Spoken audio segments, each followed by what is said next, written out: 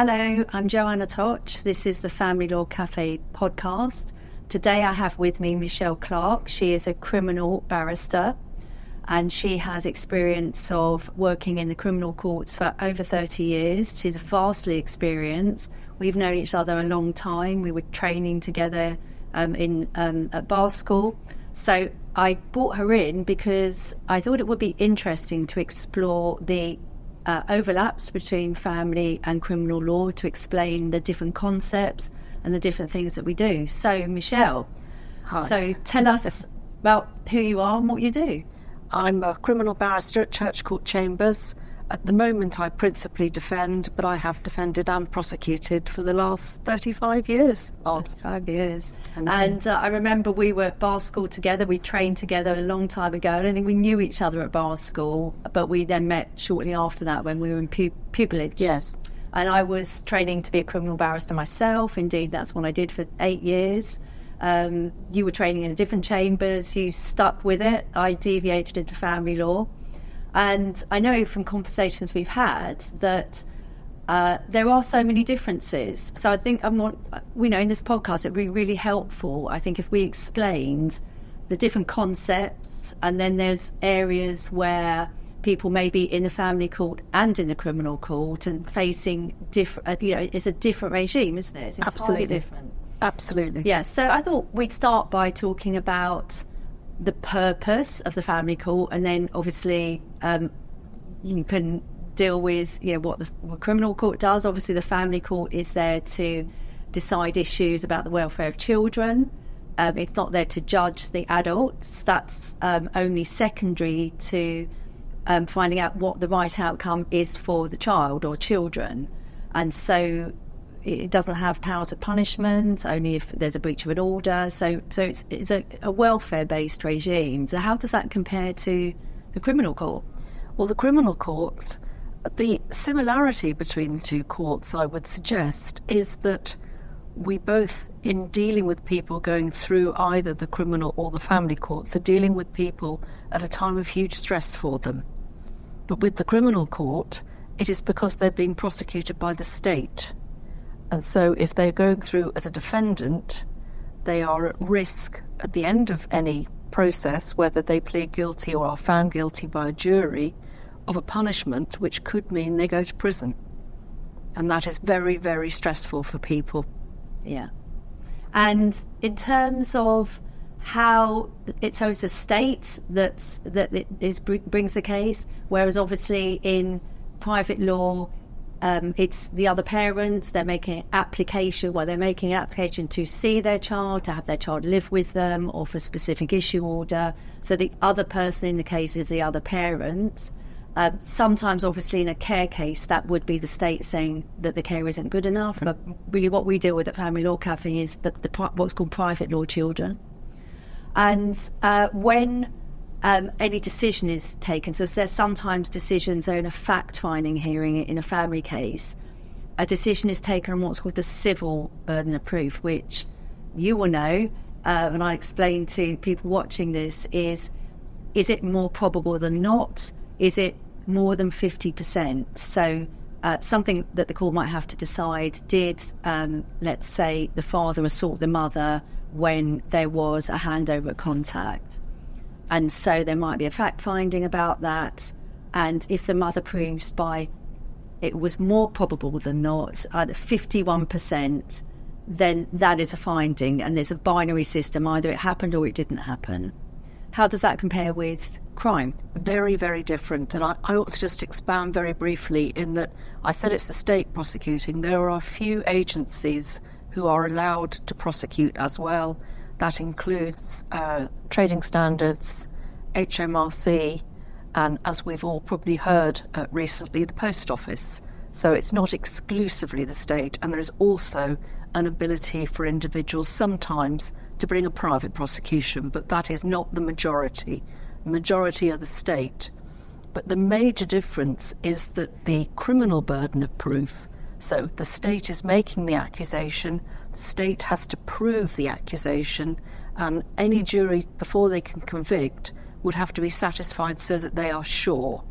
and they won't get that word defined any further than that. It used to be known as beyond reasonable doubt. Is it not known as that? It's not known as all that. These things have changed since I last did this. Really?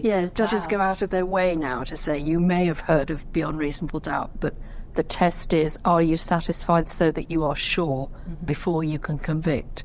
And anything less than that, and it should be not guilty. And so that's not, is that explained any further? They don't define sure. Okay. It's something that I quite often go into in my speeches, but a judge will not go behind it. Are you sure about this? Yes. Kind of, yeah. People know that's a word in common usage. Exactly. Yeah. Exactly. Beyond reasonable doubt, there always have to be. There were some sort of strange examples that judges would give, but that's all gone out. That's all gone. Interesting. Okay. And so, in a family case, the procedure is that often, well, let's talk about dress. When I go to court, though I do have a wig and gown, I used to wear it. And occasionally in family cases, we are required to have this if we're trying to commit someone to prison. And that happens, it might happen like once every 5 years for me or something like that. It happened recently. I forgot my robes and I think the judge was very impressed with me.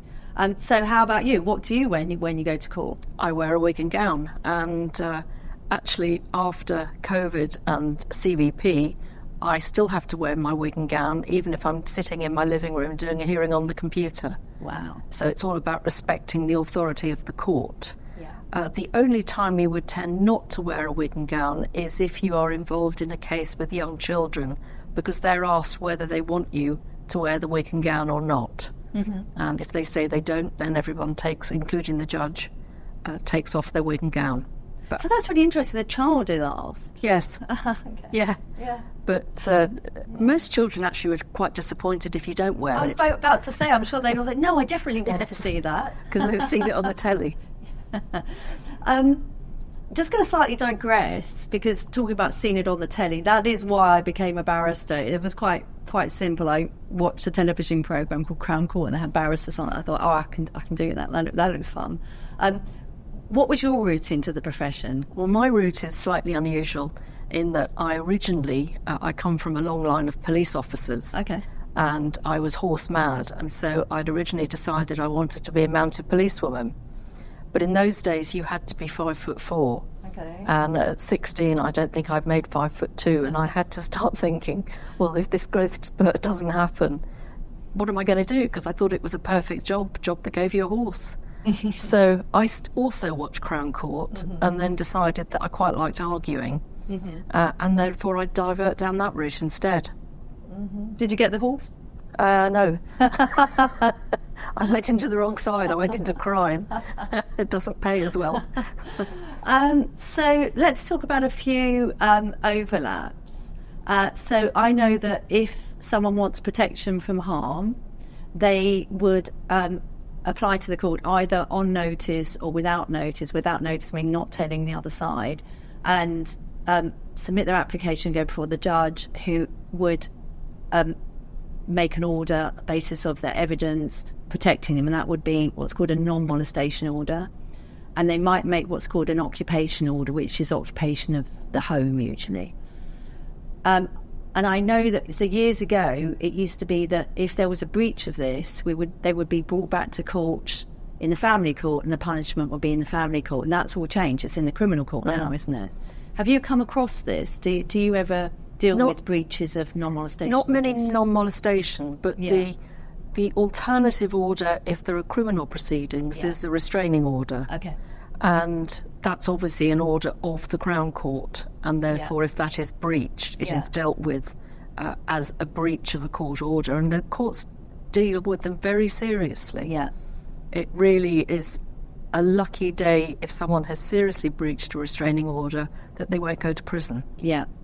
Now, that's really interesting, because I see in family cases that, for example, someone I'm representing has a restraining order and they've got that in the criminal court. So the criminal court's version is a restraining order, restraining them from, is it Normally contact. Yes. So usually you are not to contact that person either directly or indirectly. Yes. And that could be in a non-molestation order. So on the criminal side it's called a restraining order, family side it's called a non-molestation order. So just to repeat, if you're in breach of a non-molestation order, that is that is taken very seriously indeed, because you're being told not to do something. And as you say, often it might be not to contact that person. There will be a whole list of things you must not do. So the message is, if you are served with that order, as soon as you know about it, you are bound by it, and do not do those things. It's very, very simple. If you do, you'll be sent to the Crown Court and you will be punished, and they will punish those very seriously. And as you say, a restraining order in the same way, because it's a contempt of court. So explain that. Well, contempt of court, it doesn't mean that you use swear words. It means that you have, in effect, had contempt for the order that has been made by the court. Yeah. And that is why it's treated so seriously. Yeah, because the whole point is that court orders are meant to be obeyed. If people don't obey a court order, then you're damaging the whole system of justice, aren't you? Yes, yeah. And so it's not because you've, and somehow, again, repeat this, it's not what you've done to the other side, it's what you've done to the court order. You've flouted a court order. You've flouted a court order. You've shown contempt. Yes. For it. And what are the sort of penalties that people might get for that? Well, I have to say that judges are quite strict in terms of custodial sentences. And if you do it more than once, the length will increase, because it's fundamental to the whole system that if an order's made, that it's not breached. So I suppose the options are, you might get suspended prison sentence, you might get straight to prison. What's a suspended prison sentence? A suspended prison sentence, you can have a sentence of 2 years or under suspended for a total of 2 years. Now that means there are many variations therein, but if a judge wanted to give a suspended sentence for over 2 years, that's not permitted. Okay. So your offending has to be low enough to be 2 years or under, and then for the next 2 years after that sentence is announced, nothing will happen. It's called the operational period, if you don't do anything else. But if you do something else during the operational period, you'll be brought to court for not only the new matter, but the suspended sentence comes into play as well, and maybe a consecutive sentence to whatever it is that you've been brought back for. So one sentence following another. Yes. Get 6 months for one, a year for another. You might be in prison for a year and a half. Yes. Something like that. Okay, get it. So there are areas where there is an overlap between family and crime. There is now a criminal offence of coercive and controlling behaviour. There are offences of stalking, and so they will often come in as parts of a family law case. So what can you tell us about coercive and controlling behaviour? Coercive and controlling behaviour came in 2015, and in fact has been expanded recently to include people who were planning to be married. You don't have to be married, but you have to be in a relationship at the operative time of the behaviour. And what you have to do, there's no set rigid examples, but you have to be doing it as the partner that has been accused quite deliberately, and deliberately knowing the effect that it's going to have on the person who is being coerced or controlled. So this could be a range of actions, Yes. isn't it? And there's some element of sort of continuity to it, or the repetition. Yes, I mean, you wouldn't normally expect someone to be charged for a one-off. But if at the end of a disintegrating relationship, for example, one party, despite the fact that you are plainly separated, keeps badgering the other party, keeps turning up at the school, monitors the phone call, computer, all of the kind of controlling behaviours that you probably see in the family courts, that is now a criminal offence. And it's a criminal offence that can carry equally custodial sentences. And part of the aggravating features of coercive and controlling behaviour is the effect that it's had upon the person who was being controlled. There is a psychological harm element that can put it into the highest categories. And what are the sentences for if you're convicted? It really depends. I mean, there are sentencing guidelines, and it's quite often said that those are guidelines, not tramlines. And more often than not, in that kind of disintegrating relationship, there are children involved. So it's very difficult to give a prescriptive, this will automatically be the sentence. There is a sentencing range, but anybody who is convicted, either because they plead or because a jury convicts them, there will be a pre-sentence report that will go into the whole relationship. So there are many different alternatives, including the non-custodial part, which will be to do with re-education via the probation service. Actual days of going in so that the person who's been controlling is given education on how to stop that kind of behaviour and to stop a repeat pattern. Yeah. And in terms of stalking, what does that involve? What's the broadly the definition? It's harassment. It's a course of conduct. Again, it's not a one-off. It's not, I got really angry when I saw his car leaving Tesco's and I followed him to his new girlfriend's as a one-off. This, again, is a course of conduct. It's a pattern, and it's a pattern that has an effect on the person who is being stalked, to put it without giving you the full legal definition. Yeah, just to give us the idea. And have you had experience in being involved in these kind of cases? I have, in both types. And the stalking case, there are parallel family proceedings, which then throws up a whole different complication in terms of what is being said in the family courts. There's no automatic right for the person, even if it's their own proceedings, to say, right, I'm going to give you all of my documentation. There has to be proper permission sought from the judge conducting the family proceedings. Yeah, this is a really big area because I think people think that, okay, these are my children papers. And there was a recent case, there's a reported case where a mother took those papers and showed them to the police. Family court just threw the book at her. And in fact, but then realised, I think she probably did it without realising. And it is important that people understand that everything that happens in the family court is confidential. And the reason behind that is to protect the children, because the family court is not there, as I said at the beginning, to punish adults. It's there to promote the welfare of children. So to promote the welfare of children often means that papers shouldn't be bandied about, that the minimum amount of people should be seeing these papers, really effectively the parties and their legal advisors. Absolutely.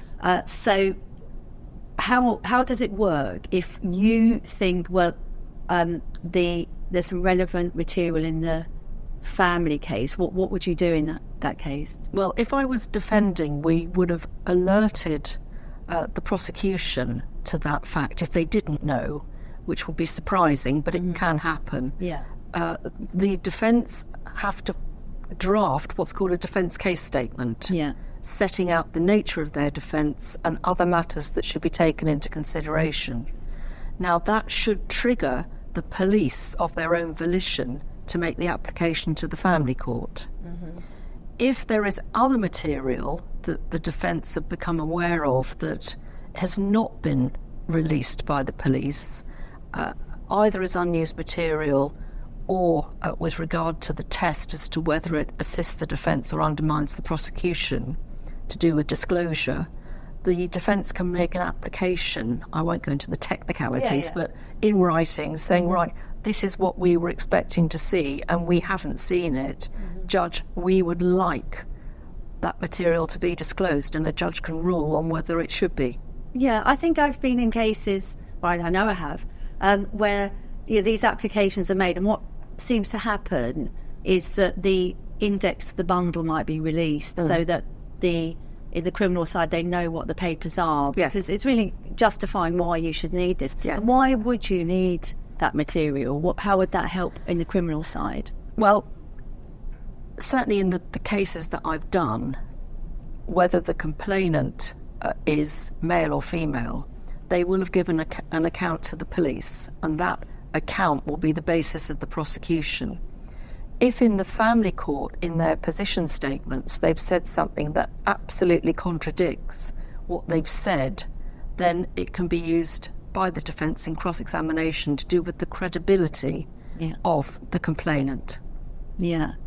And looking at it in a different area here, a slightly different area, is in family cases, sometimes we have what's called a fact-finding hearing. Do you know what that is? Yes. So fact-finding hearing is to establish the truth or otherwise of some allegations which are relevant to the decision the court's got to make.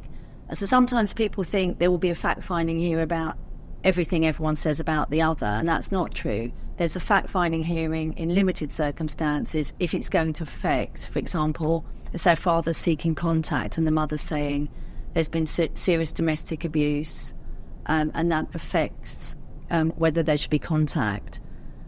So in the family court, there will be maybe a 2 or 3 day hearing, and it is conducted with cross-examinations, quite like a little mini trial. Now, one thing that is different is we don't have the hearsay rule in family. Do you want to explain what the hearsay rule is, Michelle?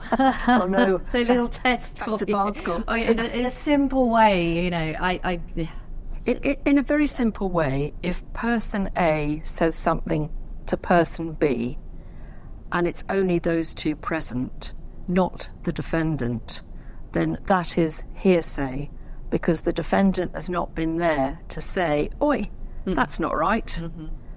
And therefore, there are many different complex rules to do with hearsay, but it means that it is limited to the narrative that has been seen by others. Yeah. So again, often a judge will say to a witness, won't they, say what you saw or heard. I suppose that's it, isn't it? That's what the criminal court wants. And Absolutely. that's like almost the purity of the evidence. Yes. That witness can just speak to that evidence. Now, in a family court, it's just everything. Anything goes. Anything, put it in, we sift it. And obviously the reason behind that, of course, Kafka's report, welfare report, is going to refer to, this material that came from here, and it's just much looser. And there's this idea of weight in evidence. Again, shall I explain it or you? The weight, I'll explain this one then. The weight of the evidence is what weight would a judge give it. So if it is hearsay evidence, if the person hasn't been there, then the tribunal is likely to give it less weight, less importance, because it's not been directly observed or heard by that witness, and so there's no chance to cross-examine that person. Kind of brings me on to the cross-examination of vulnerable witnesses. And what is a vulnerable witness? There are a number of ways that somebody can be vulnerable, either if they've got mental health issues or if they are under a certain age, to put it in a nutshell. Yeah.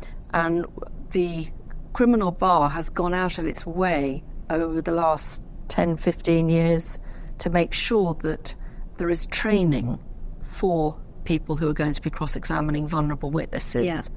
And there are very helpful guides as to how things should be done.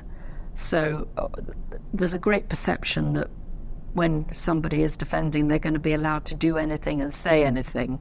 That's not really the case anymore. Not like it was when I know.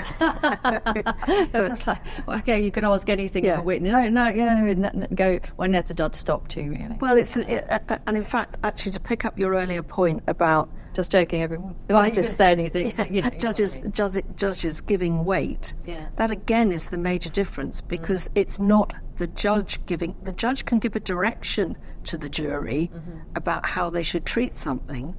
But at the end of the day, it's up to the 12 jurors what their verdict is. And these are lay people who are quite literally just summoned to come and do jury service. We know nothing about them. It's not like America, where they do great inquiries and challenges and all the rest of it. These are people who literally just happened on the electoral register to receive a summons. And we know nothing about them. We know their name, and what we see and we can observe.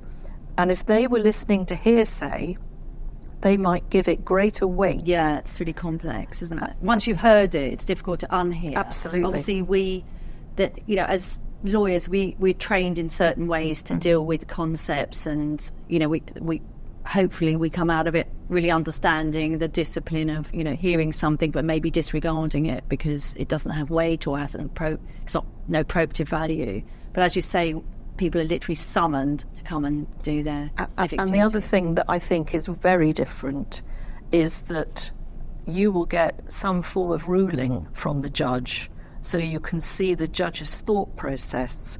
We are not entitled and not allowed to know what goes on within the four walls of a retired jury. So we will never know why a jury's reached its verdict. That's so different because we have, and it's the same in crime, is that there are lay justices who are members of the public who volunteer and have training to deal with the area they're dealing with. It could be crime, it could be family. It's for the lower level criminal matters, isn't it? And sort of same in family, although magistrates can deal with quite complex issues in family, and they have to give what's called justices' findings and reasons. They have to justify it, and you can appeal as of right from them. How does that compare then with justices in the criminal court? Well, in the magistrates' court, which is where the lay magistrates would be, you can automatically appeal conviction to the Crown Court. And the matter will then be heard by a Crown Court judge sitting normally with two lay magistrates. But again, when they go behind the scenes to decide whether the conviction is upheld or not, they don't have to give reasons.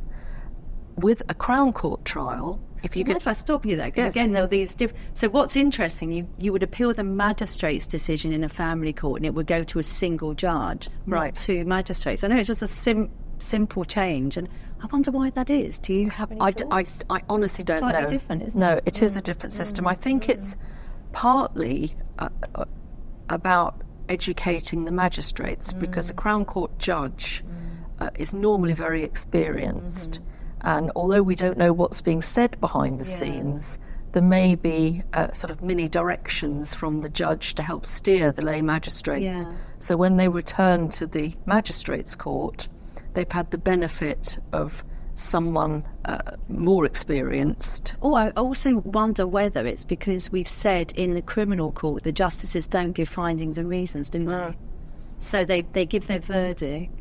Although, having said that, I've been in front of one of my colleagues in Chambers who was sitting as a district judge, and she gave a 12-point rationale as to what she'd found and what she hadn't found. In a criminal case? In a criminal case. And so I think that's probably being encouraged amongst professional district judges, but not amongst the lay benches, in my experience. I mean, some time ago, what I noticed was there were changes in family law which seemed to go ahead of criminal law. There were things that were adopted, like pilot schemes.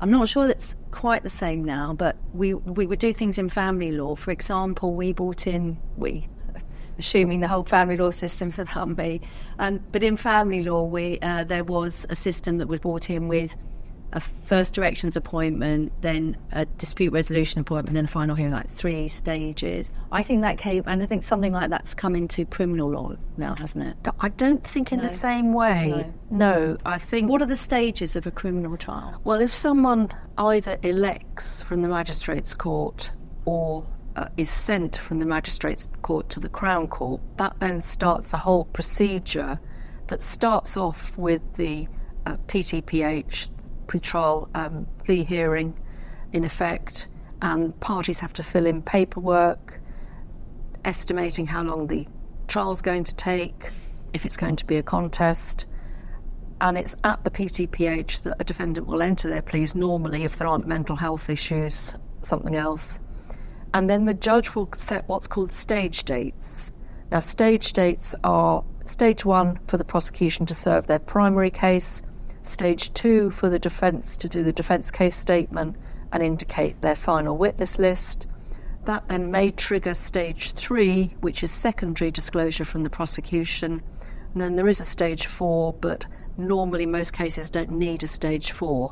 And that is set down at the very beginning of the case. But that's quite similar to the timetabling in family. And It is that came first in family, but it may not have, I don't know. But that doesn't, once the battle lines are drawn, as in someone has pleaded not guilty, it's quite unusual for there'll be case management hearings, and you may get a judge saying to you, well, Miss Clarke, your defendant does realise the strength of the evidence against them, but once a defendant has made that decision, entered the not guilty plea, it's not managed quite as proactively as I think it is in the family court, but it's starting to move that way because of the backlog. And you've got so many, in a criminal case, there's set rules for everything. There's points of law. There's many more points of law than in family, as I've explained. No rule about hearsay. Very few points about... There is a huge amount of law in family, but it's so case-specific, fact-specific, rather. I suppose that's still true in crime, isn't it? You have your witnesses. Yes. And it turns on the facts. And some of it is very prescribed and contrary to what keeps getting into the press. For example, in a case involving sexual allegations, defence cannot just ask questions about a previous relationship, about the sexual history, without having in advance made quite a difficult legal application, submitted the questions that they want to ask, and then if the judge allows the questions to be asked, it's only the questions that have been set out. Yeah. Well, we've got... There's similar things coming in that just reminds me that if there's a newish thing coming out last year, if there is a victim of domestic abuse and the other side is not represented, then you're getting some kind of qualified legal representative, someone that comes in just to do that cross-examination. We have the same in crime. You have the same in crime. We have the same in crime. So you cannot cross-examine your victim. It was brought in specifically for rape trials, and it has been expanded if, for example, there are children to be cross-examined. If a defence team has been sacked by the defendant in an attempt sometimes to be able to have that needling contact. Because it's another horrible experience for that person to go through and be cross-examined. And there was a terrible example, wasn't there, of someone who, I think it was like days and days of cross-examining a rape victim. That's why it came in. That's why it came in, yeah. But the court can now appoint someone not to defend for the rest of the case, but just to do the relevant cross-examination where there is a vulnerability. Yeah, and you have special measures, as we do. Yes, we do. For victims, so screens, separate waiting areas. Video link. And I think that came in crime before family. Yes, I think it did. Yeah. And Section 28 now, which is the cross-examination in advance for vulnerable witnesses, normally, in my experience, children, not solely. Yeah. So everything is done so that the children don't have to go along to the trial. Yeah. It's all done in advance. Video in advance. It is. And so the child has their interview with the police. Yes. And I've seen so sometimes it will come in a children case, and it's called achieving best evidence. It is. And then the police officers have to be specially trained and they do things in a certain way. And then so you get that, and then do you do that? You do the cross-examination on a video? Yes. Yeah. Yes, it's recorded wherever. Different court centres do it in different ways, but it's all recorded in advance. And normally you have to submit the questions you're going to ask for the judge to approve. So it's not a case of just standing up and randomly asking things willy-nilly. Yeah, and again, that's happening in family cases now, that you have to point out in that situation that the questions are submitted. I think that's quite tricky, actually, because so we're moving on from children now, but when I've seen a judge or the bench, they're asking the questions on behalf of a witness, I think there's real problems with that, actually, because sometimes they cut them down, and then that person will complain, you didn't ask all my questions. And also then they're being put in the role of cross-examining one of the parties. I don't think it works well. I think that's why we need to bring in this new system of where you bring in a barrister just for that bit of the case. Well, that's where I think there's the cross-transference of skills, because if you're used to cross-examining in the Crown Court, then cross-examining, not examining crossly, as I was told, in the family court as well. Yeah. Just explain to people what cross-examination is, in case they don't know. Cross-examination is testing the evidence it's two parts really. It's testing the evidence of the person who is being called on behalf of the prosecution, but it's also putting things to them that the defendant will be later either has asserted in an interview or will be asserting when they give evidence. It's still called putting your case. It is, although it's being cut down in particularly with children, that you don't have to put everything. You don't have to put everything to try and avoid them having to do too much. I can remember the judges who would say, Miss Toch, don't need to... because otherwise, if you didn't, then you might get the other lawyer saying, Miss Toch didn't put that in, wasn't put to the witness, and you couldn't win. So that has actually been moved on, has it? It has, and I have done a case where a complainant in a rape trial who was very vulnerable and was also pregnant became so hysterical that she couldn't stop being hysterical. And so I got permission from the judge to release her from any further cross-examination, and I just read the questions I would have asked to the jury. Wow. So it's a little bit more enlightened it has now. Moved on. Yes. Okay. What about the situation where there's parallel family and criminal proceedings? How does that look from your perspective? It makes it more difficult because certainly in the experiences I've had, people who are involved in those proceedings have very much polar opposite positions. And so any form of negotiation in terms of a lesser plea in the Crown Court, because the complainants have a right to be spoken to, will be resisted quite strongly because the parties have already polarised to such a degree that it's very difficult to find middle ground. I'm getting a lot of cases now where there's a police element where I think we had 3 happening in one day. People that we were supporting were arrested and the police coming round and getting phone calls in from the police. I'm having to explain a family order and saying you don't have any rights to just pointing out in a friendly way that the family court order doesn't give them any right, for example, to remove a child or anything. And the police seem to be being pulled in by people in family cases, and I'm not sure that that's always helpful. And if you have any comments.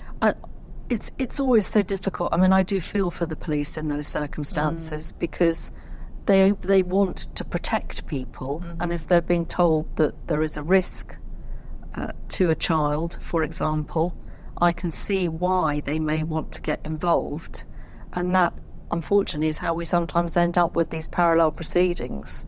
Actually, it's the same thing in both courts, but as we've already explained, very different tests and very different ways of achieving the end result. I think one thing that people often ask me is the timing, and I will explain the family court's not going to wait for the criminal case. No. Simple as that. And they're worried then that the family case will go on ahead and that will cause some problems, but the family court is there to deal with the welfare issues for the child. And in terms of what the family, this is sort of back where we started with, the family court's there to work out a welfare answer, not to be there to decide the issues between the adults, save they're relevant to that welfare decision. Sometimes, for example, when there's going to be a fact-finding in a family case, I have actually had it argued, well, he was acquitted in the criminal court, and obviously I've pointed out to the judge, that means nothing at all. No. So when the criminal side has gone ahead of the family side, sometimes people think, well, that's it. But of course, because we talked about the standard of proof, and as a judge will know, I'll say, okay, so the jury then weren't sure that, he assaulted her, let's say. But what we're saying is, yes, that did happen. It's a different standard of proof, and we want to rely on that in the family court. So, and that can seem quite unfair, I think, if people have gone through a criminal trial and then they go through the family side of it. Although I have to say nowadays, with the backlog in criminal cases, that's going to be a rare situation now, because where people are on bail, they are not getting their cases on for anything up to 4 years now. I didn't know that. Yes. Well, I was about to say it can't compete with family because sometimes they're not getting a first hearing for 9 months and things like that, which is just horrific. But it sounds worse, positively speedy compared to the criminal court. It is, unfortunately, which is very difficult when you've got, going back to coercive and controlling and stalking, children involved who are getting collateral damage. Yeah. Michelle, so much we can talk about. Anything else that we feel that we've missed? Because I just feel there's just hundreds of things that we could cover, because it's, I mean, obviously we're fascinated because we both work in these fields, and I'm quite sort of surprised at, and I don't know why I'm surprised, but it's not just as I left it those many years ago. I know I did 8 years doing crime, so I thought I knew my stuff, but there is a lot that's changed. I think the criminal courts are waking up a little bit more to modern ways of looking at things. And for example, in rape cases, the judges now have very, very specific directions that they give to the jury about there's no one way for a rape victim to act, there's no one thing that they should or should not have done. And I won't go through it all now, but it's a very expanded set of directions to try and get away from preconceptions that juries may have come into court with, which is actually quite enlightened for the criminal courts. Well, I hope that in having this chat, that people that have been watching or listening have, had some of their thoughts maybe changed. I know that there is perhaps a little bit of confusion out there. Obviously, the other side, of course, in the family court, you cannot just walk into a family court. It's all in private, whereas people can go a lot of the time, unless there's a sign on the door. Is there still a sign on the door? Yes. There's a sign on the door saying it's still in chambers? Judge in chambers. Judge in chambers. You can't go in then. No. But otherwise, you can walk in and you can sit and watch what happens in a criminal court, which something I used to do before I even did it, because I was just very keen.